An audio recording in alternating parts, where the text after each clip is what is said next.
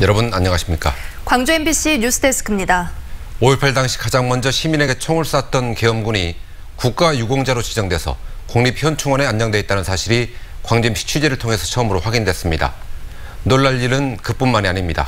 5.18 계엄군에게 지급된 보상금과 연금이 5.18 민주화운동 유공자들에게 지급된 것보다 훨씬 많은 것으로 드러났습니다.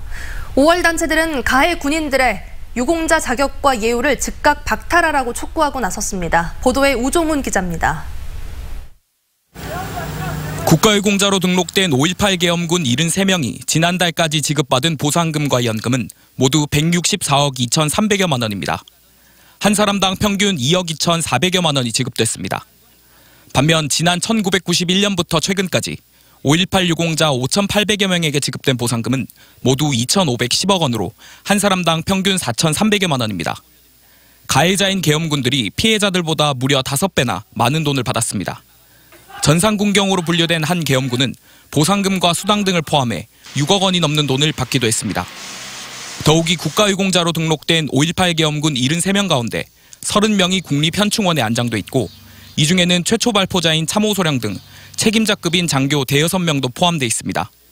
그중에서 이미 사망한 30명은 국립묘지에 묻혀 있고요.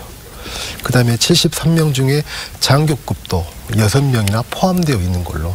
5.18 기념재단과 5월 단체들은 즉각 비판에 나섰습니다. 무고한 시민들에게 총을 들이댄 군인들이 국가유공자로 예우받고 있다면 대한민국의 정체성은 도대체 무엇이냐고 물었습니다.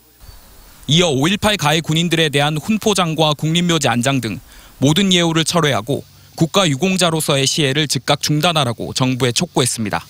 그동안에 5.18 관련돼서 가해자로 된 분들이 국립묘지에 안장돼 있거나 또 다른 여러 방식으로 유공자 예우를 받고 있는 경우에 대해서 하루빨리 신속히 조사해가지고.